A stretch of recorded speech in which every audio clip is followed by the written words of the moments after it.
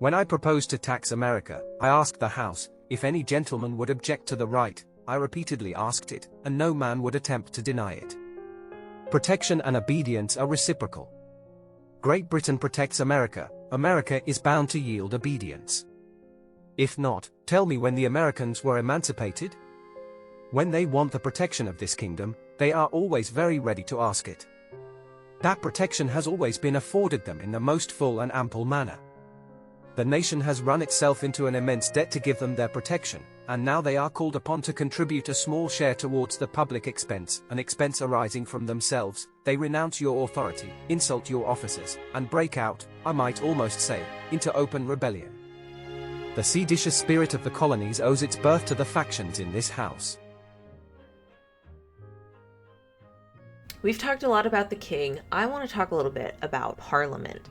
What is Parliament's solution to the 13 colonies? How are they going to persuade the colonies to help pay for some of these war debts?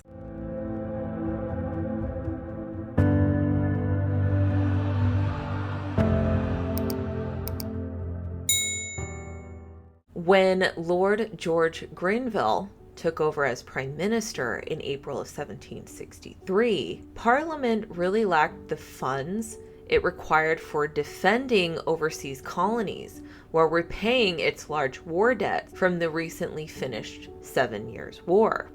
Grenville, feeling that the British people had reached their tax-paying limit, now looked to the American colonies, which had paid comparatively little really in taxes, but were promised full reimbursement for their contributions to the war.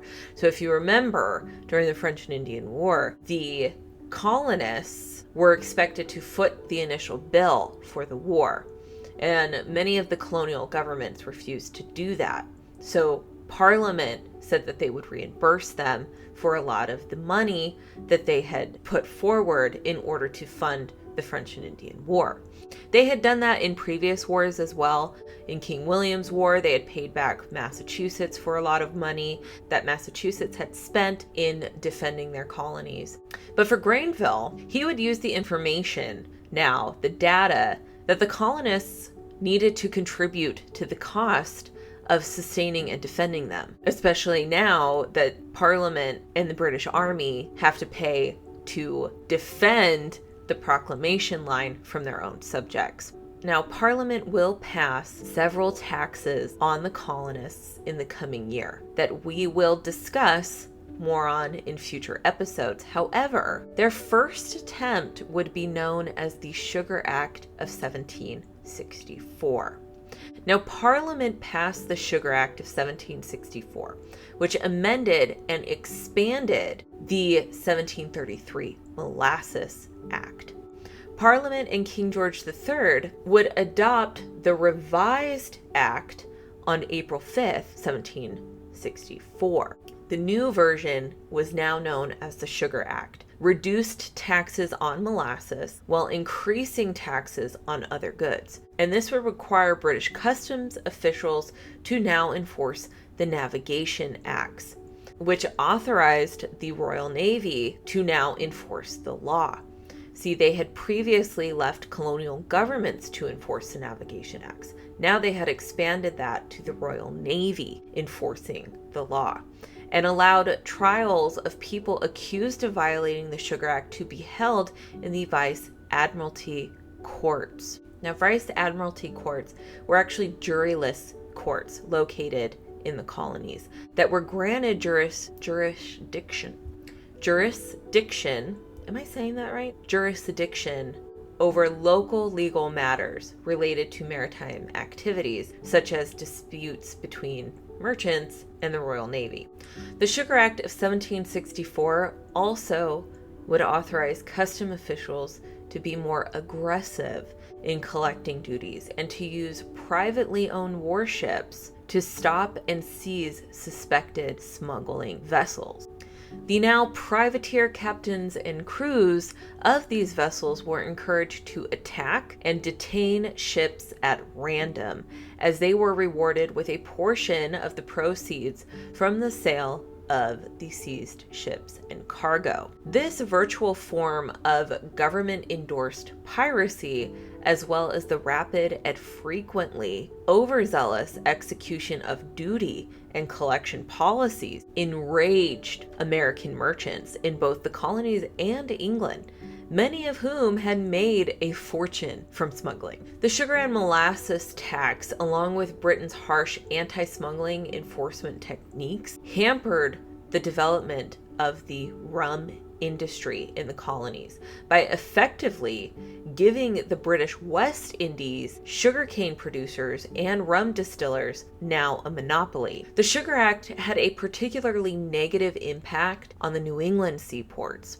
Smuggling grew so risky that their declining rum income were no longer sufficient to meet the molasses taxes. The British West Indies, who now dominated the market, forced many colonial merchants to demand higher prices for their rum, pricing them out completely. The islands of the British West Indies developed at the expense of the New England seaports, benefiting from lower costs due to their abundant molasses supply. While American colonial leaders were well aware that Britain's enforcement of the numerous revenue acts constituted unjust taxation without representation, the colonists' concerns were really primarily focused on their economic impact rather than their constitutional ground. I mean, if you can't feed your family, who cares about the Constitution, right?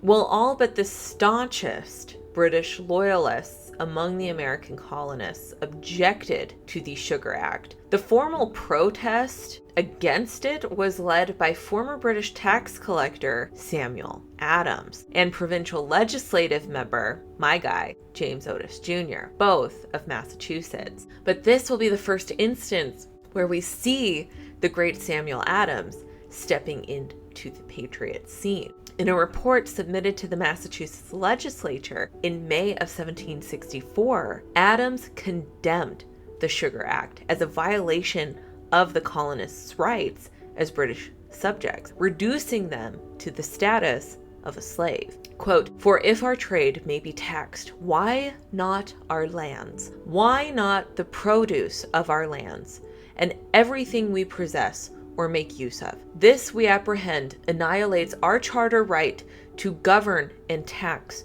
ourselves. It strikes our British privileges, which as we have never forfeited them, we hold in common with our fellow subjects who are natives of Britain. If taxes are laid upon us in any shape without our having a legal representation where they are laid, are we not reduced from the character of free subjects to the miserable state of tributary slaves?" End quote.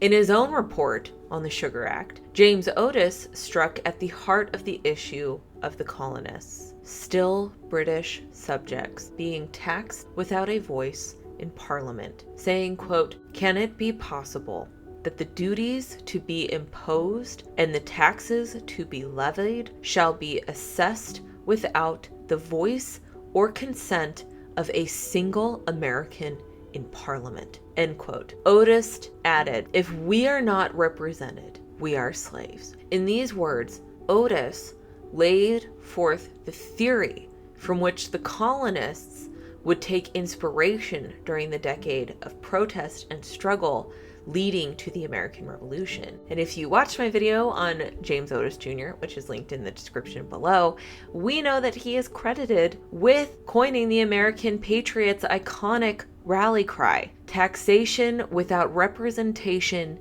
is tyranny." In August of 1764, just 3 months after Samuel Adams and James Otis had published their scathing reports listing the ills of the Sugar Act, several Boston merchants agreed to stop buying non-essential luxury products from Britain. At this time, however, protests to the Sugar Act by the general public had remained relatively limited. Hello, history friends.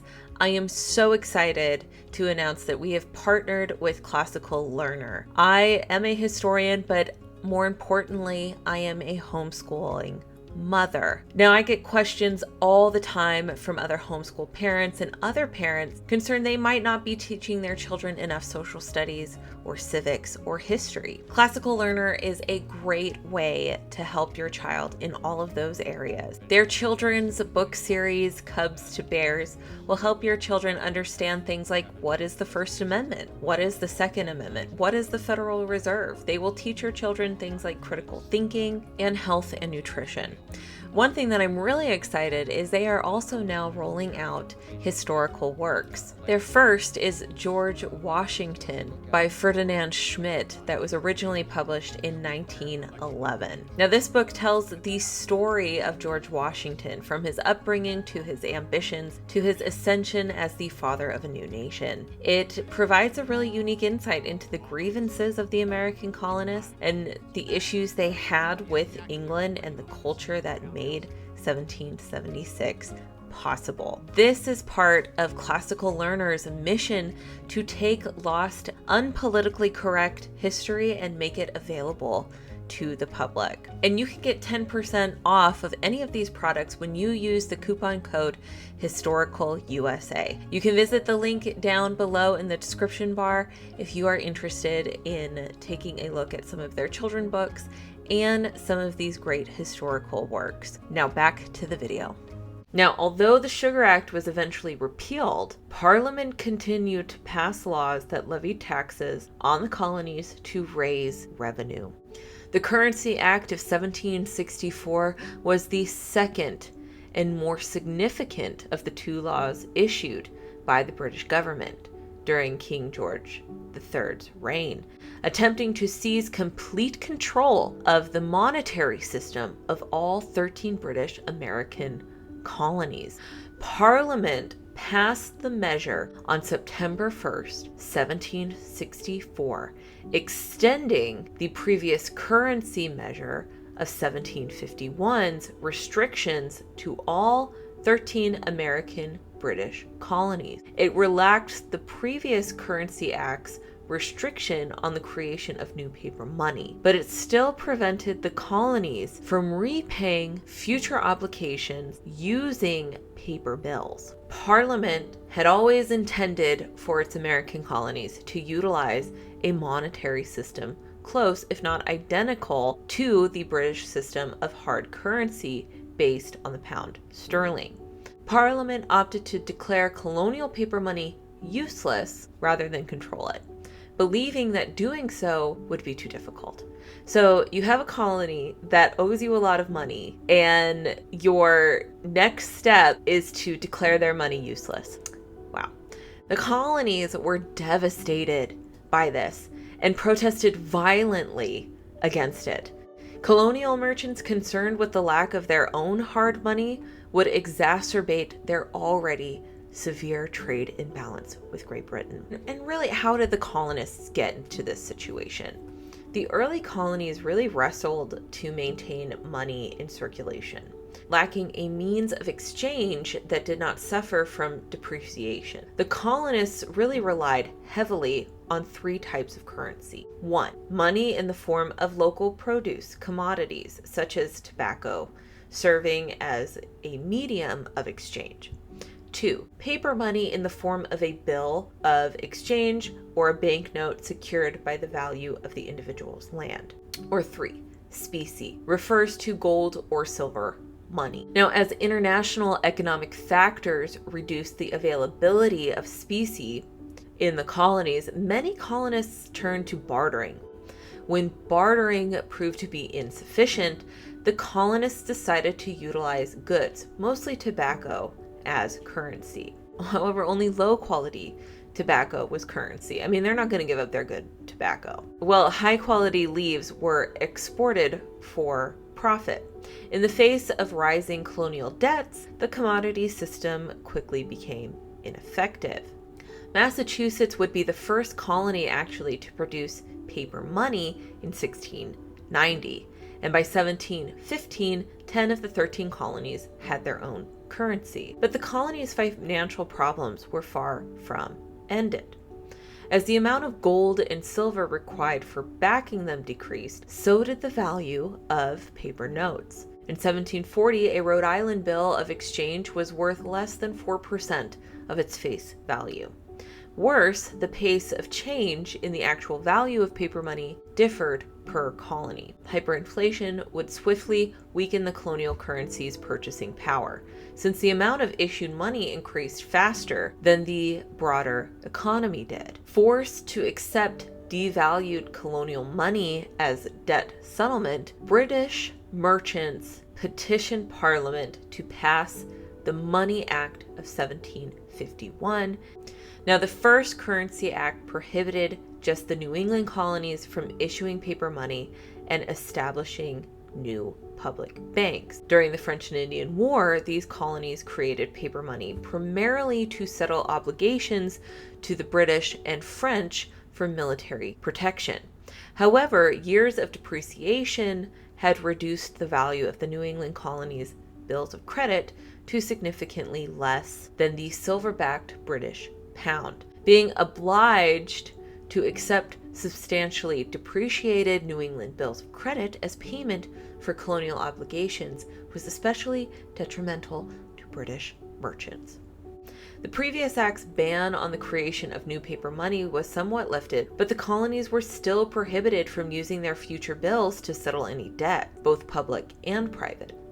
Therefore, gold or silver was really the only currency the colonies could use to pay back their debts to Britain. This tactic put the colonies in dire financial straits as their gold and silver reserves were depleted. For the next 9 years, English colonial agents in London would lobby Parliament to repeal the Currency Act. New York merchant John Watts declared that, quote, "We have no resources upon any emergency but in paper money, and if that is duly sunk, we do not see the great mischief of it to the public," end quote. Benjamin Franklin, who was also in London, openly criticized the legislation and presented a petition against it on behalf of the Pennsylvania government. Now, Franklin had long been aware of the problem the British monetary policy was causing in the colonies. Some 35 years before the Second Currency Act, Franklin would pen an essay titled "A Modest Inquiry into the Nature and Necessity of a Paper Currency" that calls for a more generous policy, saying, quote, "It was the highest interest of a trading country in general to make money plentiful.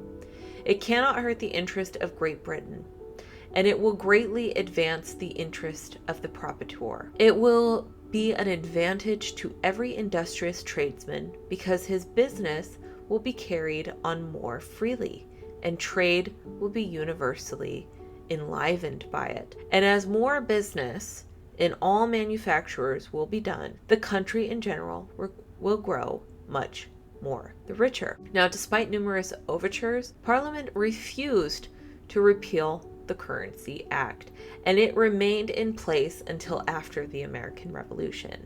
The Parliament did amend the legislation, though, in 1773, allowing public debts to the Crown to be paid in colonial paper money. As a consequence, currency remained in short supply in the American colonies throughout this period. As historian Mary Beth Norton wrote, quote, "The Currency Act effectively outlawed most colonial paper money. British merchants had long complained that Americans were paying their debts in inflated local currency, but Americans could accumulate little sterling because they imported more than they exported. Colonists complained that the act deprived them of a useful medium in exchange and was imposed on an economy already in the midst of a depression." And the hits will just keep on coming. Thank you guys so much for watching this episode. Again, if you have not liked or subscribed, please do so now. Make sure you ring that bell so you get notified every time I post a new video. I just want to say thank you to our Patreon members for supporting this channel. If you would like to support me and my work, you can click on the Patreon link in the description. Thank you guys so much. As I said, the hits will keep on coming. This is just the first in a series of acts that will be enacted against the American colonies, and it is about to get a whole lot more volatile.